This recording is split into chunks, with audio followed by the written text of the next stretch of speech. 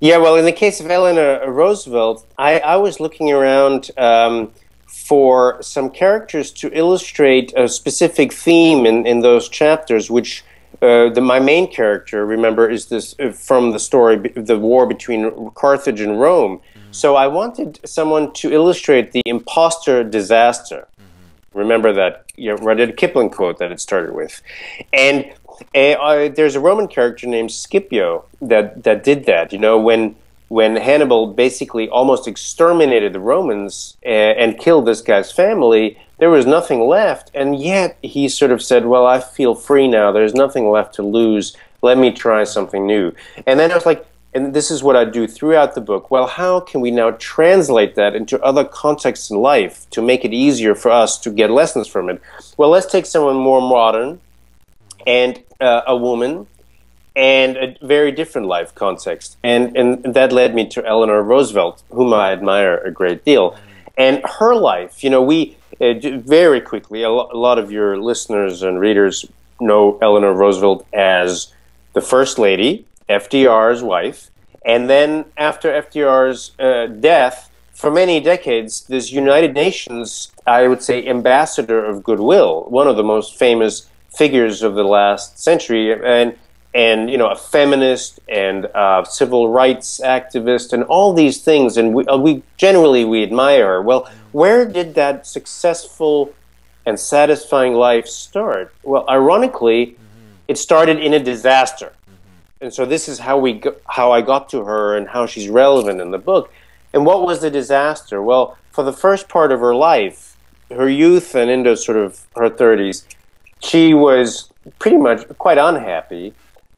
Difficult parents who pretty much ignored her, then died when she was young. And that was at a time, early 1900s, when women were supposed to be beautiful and pretty and so forth, and she wasn't really. She was tall, lanky, she was uncomfortable. And she was introduced to a cousin. Franklin Roosevelt was a distant cousin. They got married, and then her role was to be a very dutiful mother, wife, and mother-in-law. She had and daughter-in-law. She had a horrendous. You know, Franklin Delano Roosevelt's mother was just a nightmare. Yeah, very controlling. Yeah. Yeah. So her life was, in a sense, a prison, actually. And then it got a lot worse with this disaster when her life. She then said later that her world collapsed. FDR came back from a trip by ship, and he had the flu. It was the flu epidemic. She opened his letters, and she found the love letters between him and her own social secretary. So her own, the woman she trusted to handle the kids, was sleeping with her husband. They were in love. That was the real center of their life, you know. And she was like, oh my God, everything is a lie. And she just she became very depressed.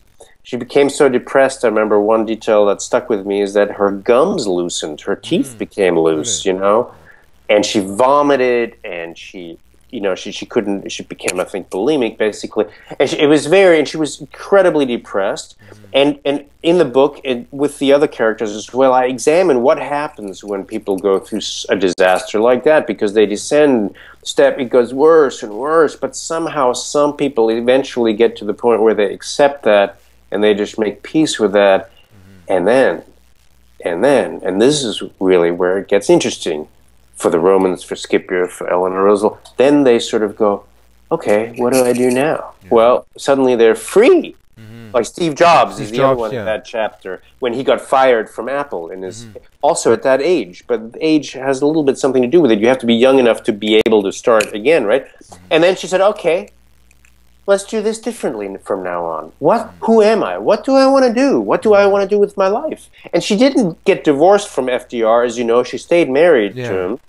But they had a different relationship, and by the way, not a bad one, just not a traditional husband-wife, you know. They each had their affairs, and she, you know, had a lesbian lover and male lovers, and she discovered her interests, and she became political, and all of these things were taboo. She became, you know, like, they were hiring black servants in the house. I mean, firing all the previous servants and hiring all black servants. You know, she made in the early stages these symbolic cuts with the past, which like fire everybody. That was, you know, part of her fake life, if you will. and said, "Well, from now on, everything is on my terms," but not in a vindictive way or in an angry way. She then she said, so this disaster. That's the point. It forced her to examine, well, who am I? What do I want to do? What matters in life? And then she just felt free enough to do those things, and she became that person that she wasn't before, but that we now remember. You know, she started taking on causes she believed in during the Depression. She went with the miners and with African Americans and on in civil rights at the United Nations. So she did only what she believed in after that because she suddenly was herself. Yeah, and she was so able the to break through the cycle of griefs and then free herself as opposed to be stuck and then unable to do anything.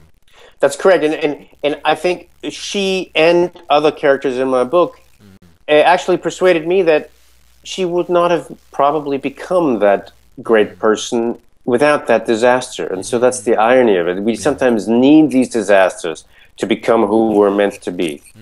Right, right.